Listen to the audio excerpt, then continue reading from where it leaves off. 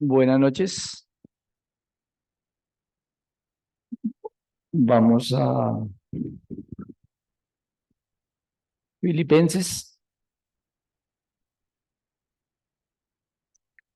capítulo 1.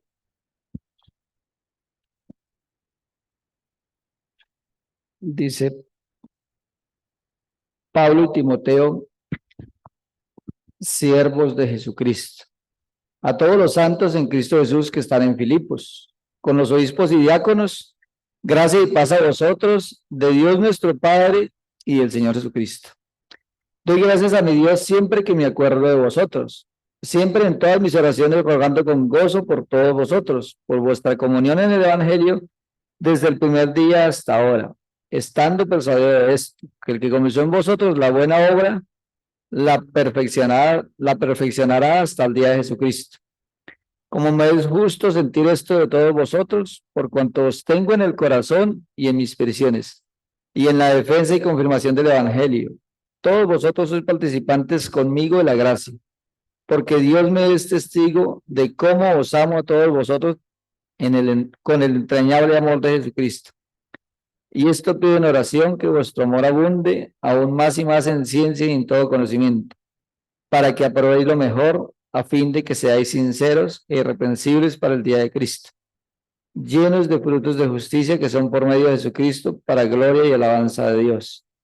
Quiero que sepáis, hermanos, que las cosas que me han sucedido han redundado más bien para el progreso del Evangelio, de tal manera que mis prisiones se han hecho patentes en Cristo en todo el pretorio y a todos los demás. Y la mayoría de los hermanos con hondo ánimo en el Señor con mis prisiones se atreven mucho más a hablar la palabra sin temor. Padre, en esta noche damos gracias por el privilegio que tenemos de abrir tu palabra. Gracias, Padre, porque sabemos que es un mensaje que viene de ti para cada uno de nuestros corazones. Guíanos, Padre, a tener un corazón sensible para obedecerte, para escuchar tu preciosa palabra, para creerla, para obedecerla, para descansar en esas preciosas promesas que tú nos has dado, sabiendo que eres tú el que nos sustentas, el que nos guardas. Padre, no hay absolutamente nada bueno en nosotros, pero gloria te damos a ti por Jesucristo, nuestro Señor y Salvador, por tu Espíritu Santo que nos guía a entender tu palabra. Te rogamos, Padre misericordioso, que en este tiempo tu nombre sea glorificado, nuestras mentes sean abiertas para comprender tu palabra. Y mi Señor, que seamos esos instrumentos sencillos en tu mano, Padre, que estemos dispuestos para que tú obres en cada uno de nuestros corazones. Gracias por este tiempo, gracias por este grupo de hermanos que nos hemos congregado en el nombre de nuestro Señor Jesucristo, teniendo la plena seguridad de que Él es nuestro Señor y de que Él es nuestro Salvador y que a Él debemos obediencia. Hemos sido comprados a precio de su vida. Y Él mismo derramó su propia sangre, su propia vida por amar a cada uno de nosotros. Clamamos tu dirección en el nombre del Señor. Amén.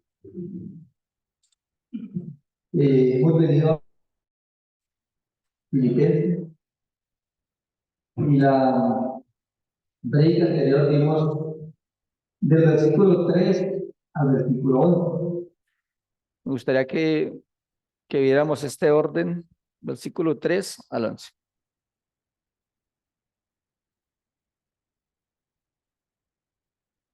Vimos 4 aspectos. El primero de ellos era la motivación de Pablo para orar por los hermanos. Y lo dividimos el versículo 3, 4, 7 y 8. Dice, doy gracias a mi Dios siempre que me acuerdo de vosotros. Versículo 4.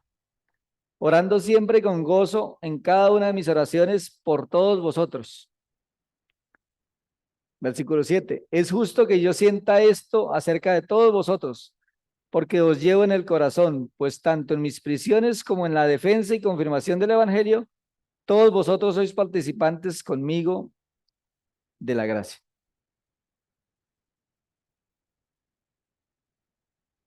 Versículo 8, porque Dios me es testigo de cuánto os añoro a todos con el entrañable amor de Cristo Jesús.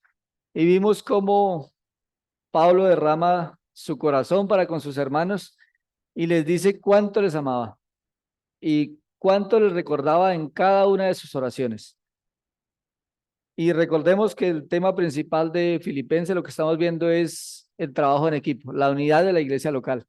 Y realmente es necesario que oremos por la unidad de nuestra iglesia local, por la unidad primero en mía con mi Señor, segundo en mi familia, y que todo eso redunde para que como iglesia podamos trabajar en equipo. Veíamos en el versículo 1 y 2 cómo Pablo involucraba a los hermanos. Él dice Pablo y Timoteo. Y cómo Pablo obedecía el orden que el Señor estableció, porque Dios es un Dios de orden. Veíamos los ancianos, los diáconos y los demás santos y cómo el Señor dejó estipulado cada uno conforme a su propósito. Y veíamos también este aspecto de la oración de Pablo. Qué tan importante es orar los unos por los otros y especialmente por aquellos que el Señor ha colocado en nuestro corazón como carga. Carga en el buen sentido de la palabra. En esa necesidad, dice 1 Corintios 9, porque era necesario predicar el evangelio. Es una necesidad, es una carga que el Señor coloca en el corazón de cada uno. Si el hermano tiene el don de evangelista, la carga de él, ¿cuál va a ser? Las almas perdidas. Y el ánimo es animar a otros a que todos vayamos a predicar el evangelio. Si el hermano tiene el don de maestro, ¿cuál es su carga? Su carga es querer enseñar a otros, animar a otros para que todos crezcamos juntos y nos edifiquemos en el temor de Dios. Pero vemos que Pablo oraba por sus hermanos porque les amaba entrañablemente, de corazón sincero, de corazón puro. Dice que los llevaba a cada uno de ellos en su corazón. Y también veíamos acerca de los dos motivos de oración que están en el versículo 5 y el versículo 9. Dice el versículo 5, por vuestra participación en el evangelio desde el primer día hasta ahora. Y el versículo 9. Y esto pido en oración, que vuestro amor abunde aún más y más en conocimiento verdadero y en todo discernimiento de la palabra. Entonces, estos dos eran los dos motivos de oración que Pablo, son los únicos dos motivos de oración que vamos a encontrar en Filipenses. No hay ninguna otra oración. Esta es la porción de la oración que Pablo deja en Filipenses. Y los dos motivos son estos. El primero, que todos participemos, que todos estemos en comunión con el Evangelio, dice la versión 1960. Y es necesario que todos estemos involucrados activamente en el Evangelio. ¿Qué tanto conlleva el Evangelio? Dice, por tanto, id y hacer discípulos, bautizándose en el nombre del Padre, del Hijo y del Espíritu Santo. ¿Y qué más sigue? Enseñándoles que guarden, no enseñándoles que conozcan mucha Biblia, enseñándoles a obedecer lo que ya conocemos, enseñándoles que guarden todas las cosas. E indudablemente debemos tener participación en el Evangelio con nuestras bocas, pero también con nuestras propias vidas.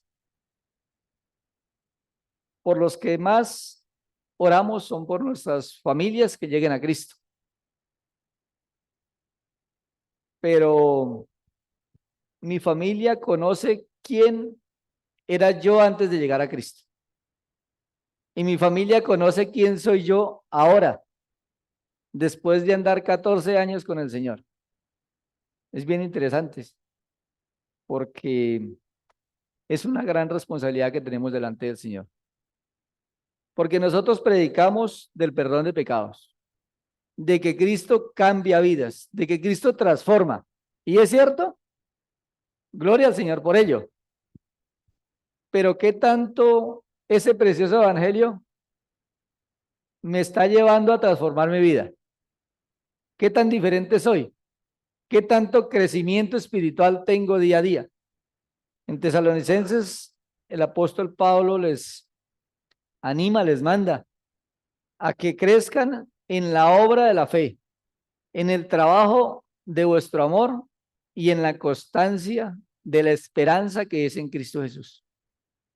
Es un mandato de estar creciendo espiritualmente. Pero continuamos con el versículo 6 y 11. ¿En qué poder lo hacemos? Porque la gloria siempre es para el Señor. Dice versículo 6, estando convencido, la versión 60 dice persuadido. ¿Persuadido de qué? De que el que comenzó la buena obra en cada uno de nosotros, ¿qué irá haciendo? ¿Quién es el que nos lleva a crecer espiritualmente?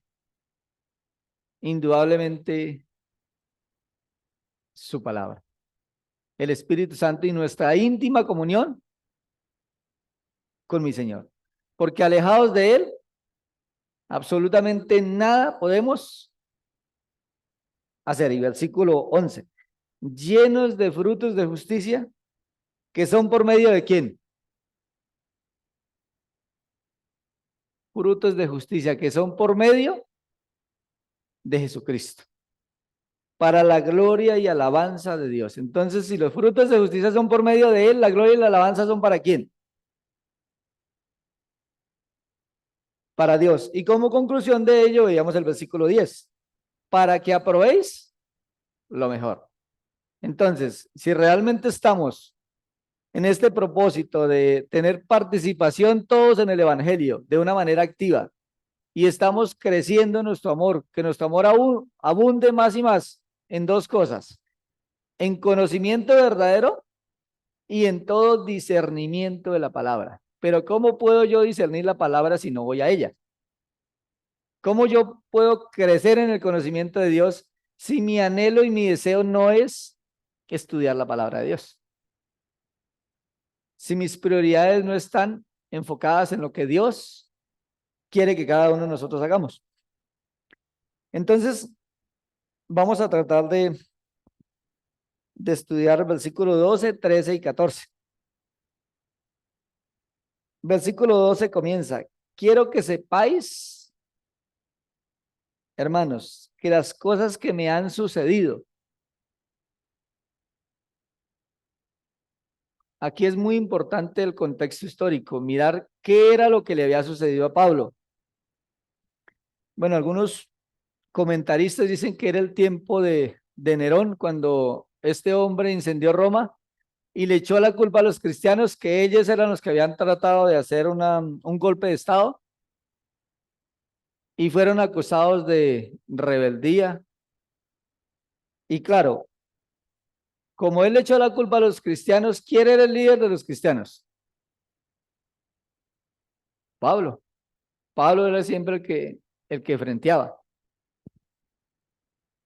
Pablo ya había sido encarcelado anteriormente, pero en esta ocasión le habían dado casa por cárcel. Realmente ahí no pasó mucho sufrimiento Pablo, porque para los romanos les era indiferente que por la causa que había sido encarcelado Pablo, que era por causa de la religión de los judíos. A ellos no les interesaba, entonces le dieron casa por cárcel.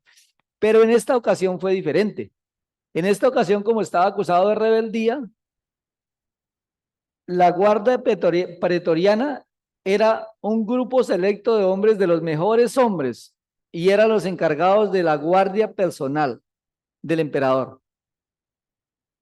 Y estos hombres dice que cada 4 horas le encadenaban un preso a Pablo. Terminaba el turno de ese preso, traían otro, otro preso, se lo encadenaban y tenía que aguantarse otras 4 horas ahí con Pablo. Pero dice Pablo, quiero que sepáis, hermanos, que las cosas que me han sucedido han redundado más bien para el progreso del evangelio. Pablo se enfocó en sus sufrimientos, en lo que le estaba sucediendo, o qué era lo que realmente le interesaba a Pablo. Porque el título de la prédica hoy es Prioridades en la vida del creyente. Para Pablo, Cristo era su prioridad. Él dice que todo lo dejó, todo lo tenía por basura, por amor a Cristo Jesús. Pablo nombra 6 veces en el capítulo 1 el evangelio. Para Pablo el fundamento de su vida era Cristo y este crucificado.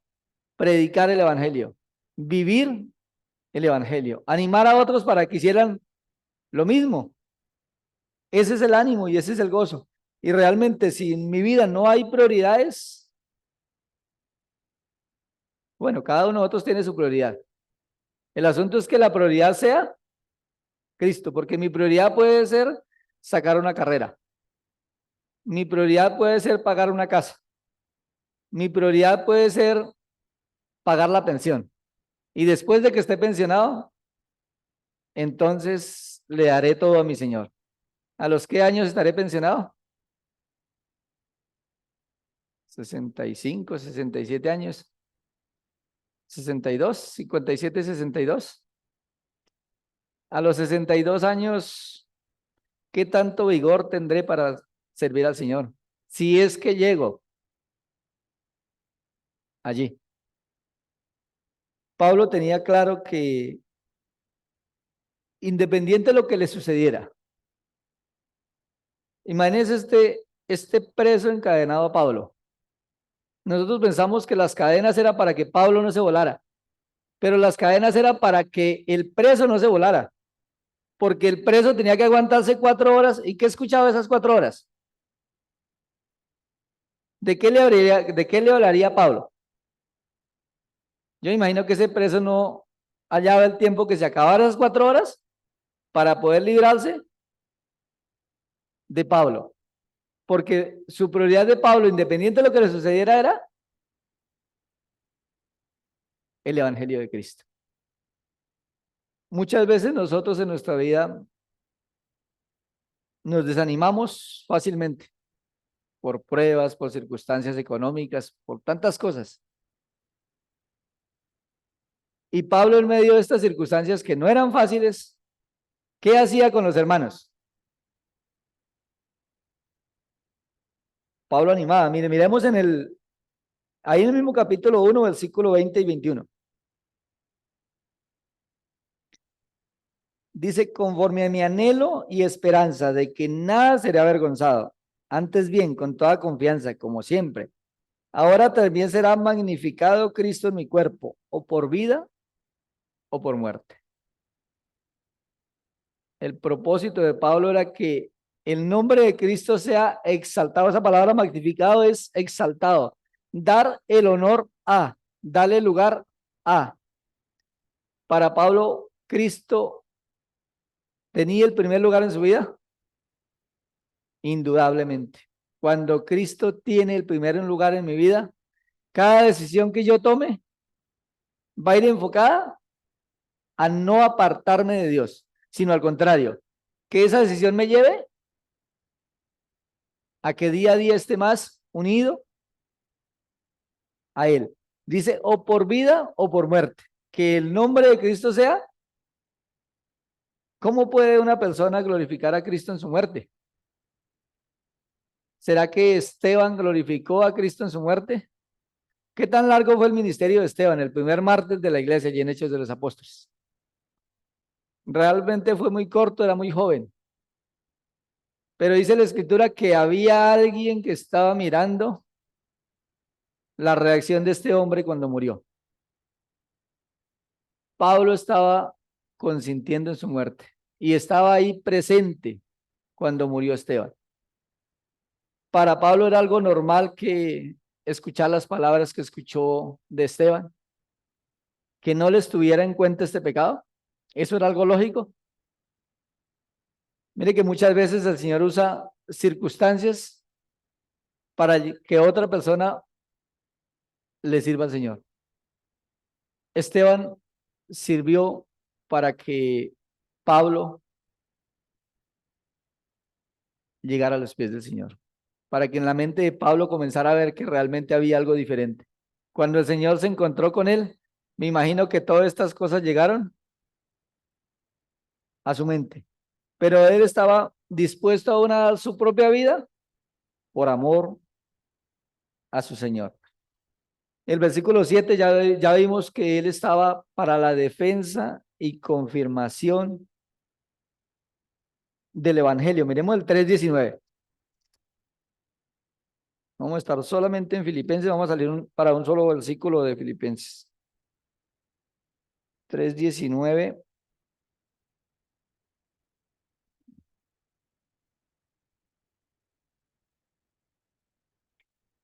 Dice, el fin de los cuales será perdición, cuyo Dios es el vientre y cuya gloria es su vergüenza, que solo piensan en lo terrenal. Está hablando de los falsos maestros. Una advertencia que está haciendo Pablo allí. Versículo 20, mas nuestra ciudadanía está en los cielos, de donde también esperamos al Salvador, al Señor Jesucristo. Si en mi mente solamente está lo terrenal y no lo espiritual, ¿cuál va a ser mi prioridad? Para Pablo tenía claro cuál era su ciudadanía.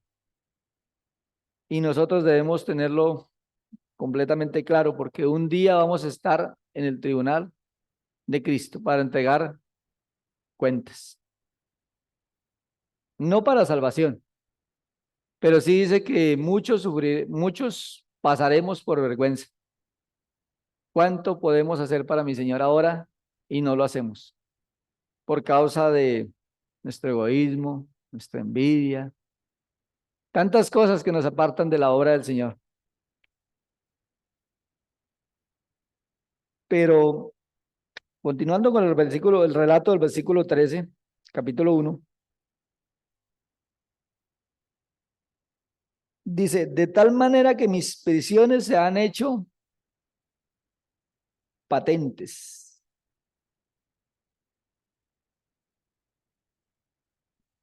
En la versión de América dice, se han hecho notorias.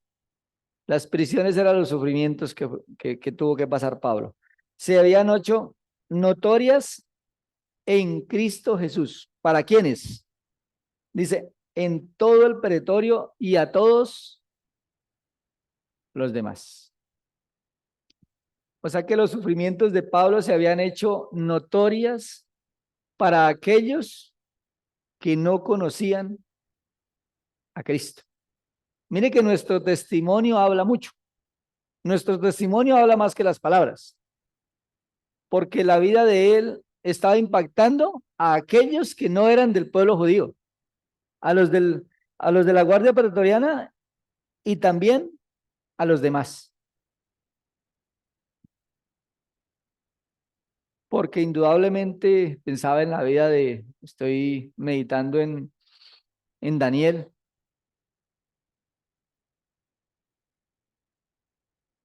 y pensaba en Nabucodonosor, el loco. O sea, cómo el Señor fue trabajando en el corazón de Nabucodonosor. Primero llevó a estos 4 jóvenes allí al palacio. Comienza con Daniel, cuando este hombre le dice a todos los magos y hechiceros del reino que tenían que adivinarle el sueño y su interpretación. Claro, el sueño no lo sabía porque se le había olvidado. ¿Qué tan fácil era? Tenía que recordarle el sueño que él no se acordaba y además de ello tenía que darle la interpretación de este sueño. Nadie pudo hacerlo. Entonces la decisión de este hombre, tienen que morir absolutamente todos los magos del reino. Si nadie pudo hacerlo, el decreto de él fue muerte súbita. Pero llamaron a Daniel y Daniel llegó delante del rey,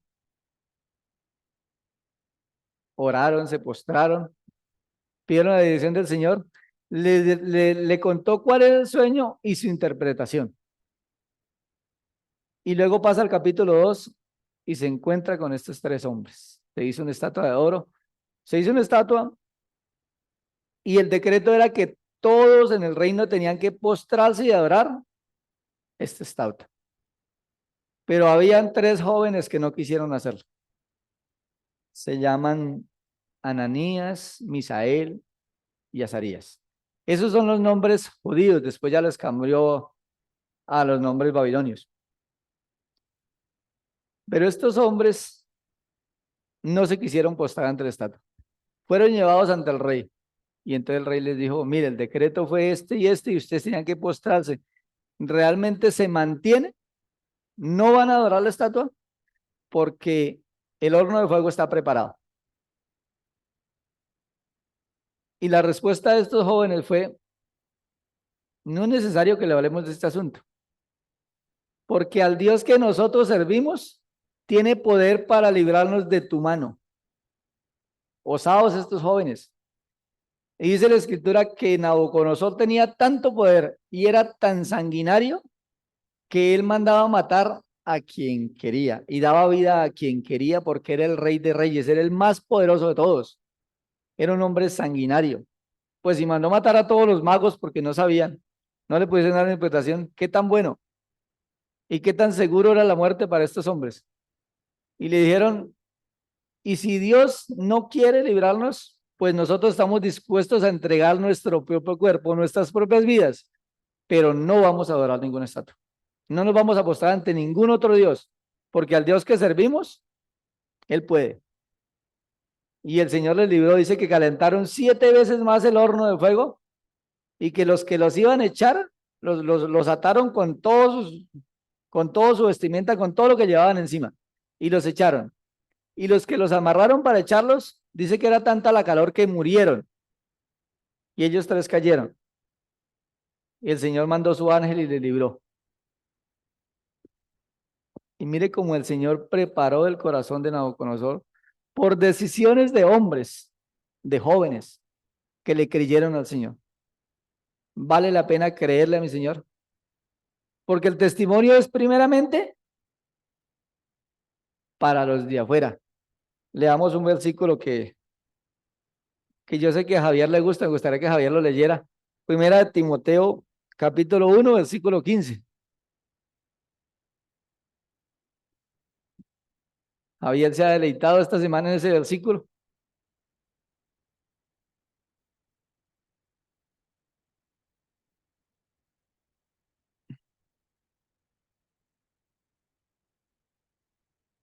Ahora leas el 16.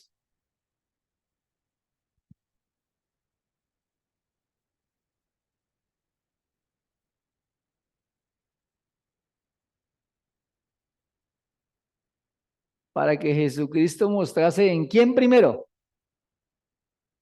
Predico perdón de pecados. Predico de la salvación en Cristo.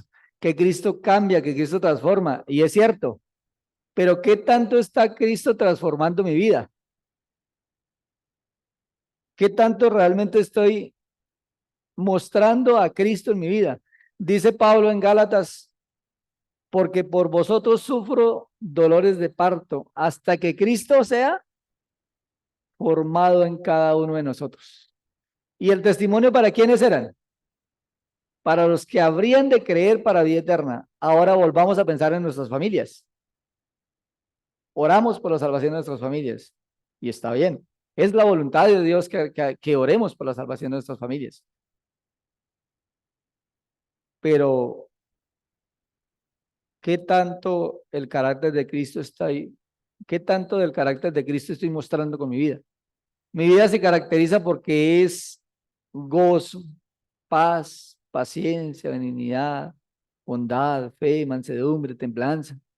O mi vida se caracteriza porque soy una persona de pleitos, celos, iras, contiendas, murmuraciones. ¿Eso se ve aquí en la iglesia?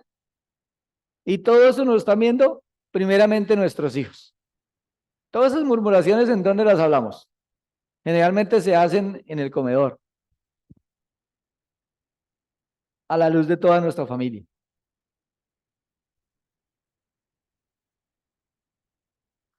Continuamos en el relato del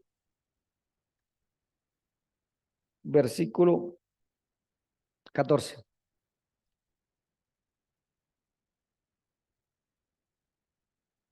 Dice, y la mayoría de los hermanos, cobrando ánimo en el Señor con mis prisiones, se atreven mucho más a hablar la palabra sin temor. Entonces, no solamente mi testimonio apunta hacia los no creyentes, sino que ahora ¿a qué lo enfoca? A nosotros como hermanos en Cristo. Cuando yo sirvo al Señor de una manera fiel, ¿eso anima a otros? Eso es lo que está diciendo Pablo. Alguien dijo, tal cual el liderazgo de la iglesia, tal cual es la iglesia. Si la cabeza funciona, el cuerpo va, porque es necesario seguir a los que así se conducen, dice la escritura. Y Pablo realmente era un varón temeroso de Dios. Un ejemplo. Miremos capítulo 2, versículo 21. Porque si en alguien enfocó su vida, Pablo fue en Timoteo. Pablo murió y siguió viviendo en Timoteo. Él había sembrado su vida espiritual en la vida de Timoteo. Hoy escuché una frase que me pareció bien interesante. Dice, la semilla que se siembra es la que se multiplica. La semilla que se deja en el granero se multiplica. La semilla que se siembra, esa es la que se multiplica. Pablo sembró en Timoteo. Claro, en muchos más. En Epafrodito. Versículo 19. Capítulo 2, versículo 19. Espero en el Señor Jesús enviaros pronto a Timoteo, para que yo también esté de buen ánimo al saber de vuestro estado. Versículo 20. Pues a ninguno tengo del mismo ánimo y que tan sinceramente se interese por vosotros, porque todos buscan lo suyo propio, no lo que es de Cristo Jesús. Pablo, ¿qué le enseñó a su discípulo? Que lo importante era lo de Cristo, no lo suyo propio. Que era importante interesarse sinceramente por los hermanos. Él dice en la oración, mire que Pablo no está haciendo una oración para que comenzara a hacerla, para que Dios comience a orar. Pablo estaba haciendo una oración que está él obedeciendo, porque ya toda la iglesia estaba participando. Cuando el problema allí de Odia y Sintique, dice que ellas combatieron unánimes por la fe del evangelio. Ya estaban todos trabajando y la oración era para que el Señor siguiera actuando en cada uno de nosotros, para que todos participemos y crezcamos en el amor, en el conocimiento verdadero y en el discernimiento de la palabra de Dios. Entonces Pablo había sembrado en Timoteo ese interés genuino por los hermanos, ese interés genuino por buscar lo que es de Cristo Jesús y no lo mío propio. Cuando yo me voy a buscar lo mío propio, ¿qué pasa con lo de Cristo? Queda relegado. Versículo 30, versículo 29. Ya aquí nos va a hablar de Epafrodito. Y le dice a los hermanos, recibidle pues en el Señor con todo gozo y tened en estima a los que son como él, porque por la obra de Cristo estuvo próximo a la muerte, exponiendo su vida para suplir lo que faltaba en vuestro servicio por mí. Pablo tenía claras sus prioridades como creyente, totalmente claro. Pablo sabía en quién había creído. Hermosa canción que cantamos, porque yo sé a quién he creído. Cuando realmente Cristo es el Señor, como se enfocaba el hermano Orea, cuando Cristo es mi Señor, mi vida tiene que cambiar. La verdadera fe escucha. La verdadera fe cree. Y como consecuencia de ello me lleva a obedecer y a descansar. Cuando busco lo que es de Cristo Jesús, ¿cómo va a ser mi vida? Mi vida va a ser exactamente como la voluntad de Dios. ¿Y cómo es la voluntad de Dios? La voluntad de Dios es buena, es agradable y es perfecta. Porque la voluntad de Dios es que yo sea día a día hecho a la imagen de mi Señor y Salvador. Entonces, si estoy en su voluntad, mi vida va a ser buena, va a ser agradable, va a ser perfecta. Claro, en medio de todas las circunstancias, pero que todas esas circunstancias que estamos viviendo, Pablo dice, todo, todo redundó para el progreso del Evangelio, para la obra de Cristo. Y mire cómo todo esto nos lleva a la unidad de la iglesia local, a orar juntos, a animarnos los unos a los otros, a crecer, a trabajar juntos para la obra. Y gloria al Señor porque el trabajo se está haciendo y hemos visto que el Señor es bueno en gran manera. Mis hermanos, nos gozamos en la predicación del Evangelio, en la edificación los unos con los otros. ¿Cuánto gozo hay en ello? Y el enfoque es seguir orando como los filipenses. Lo estaban haciendo, pero oraban para que el Señor les siguiera ayudando para permanecer, para perseverar en la fe. Porque en la fe es necesario perseverar. El desayuno de ayer me sirvió para hoy o tuve que volver a desayunar. Puede ser que mi vida espiritualmente ayer estuvo muy buena, pero hoy me aparté.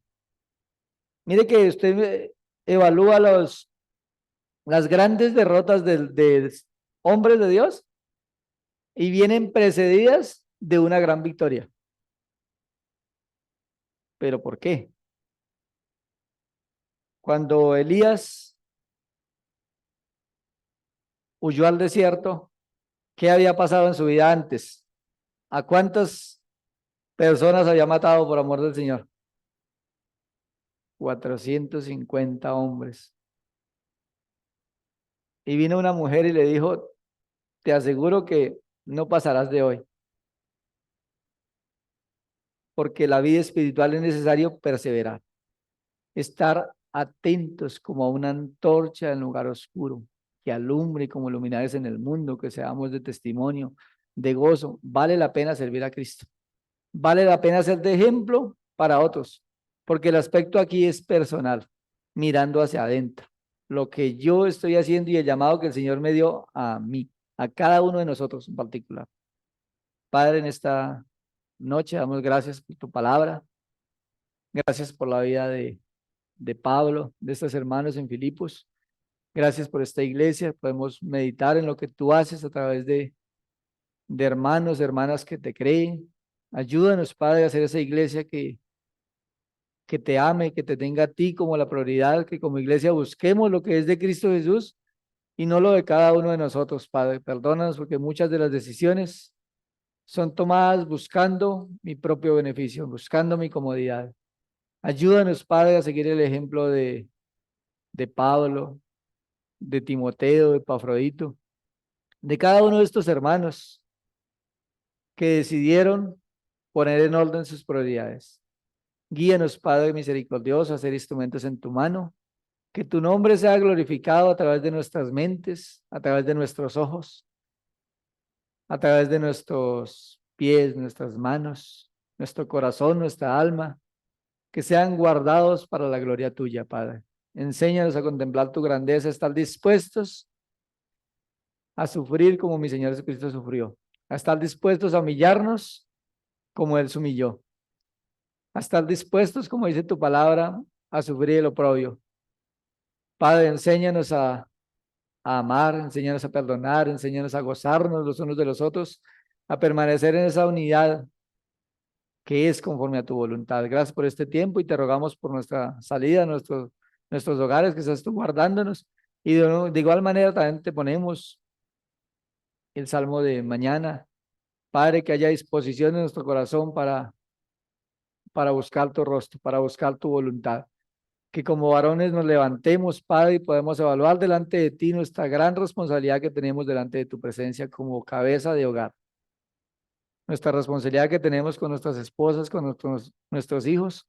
Enséñanos a ser esos siervos fieles y prudentes en tu mano, Padre. En el nombre de mi Señor te damos gracias. Amén.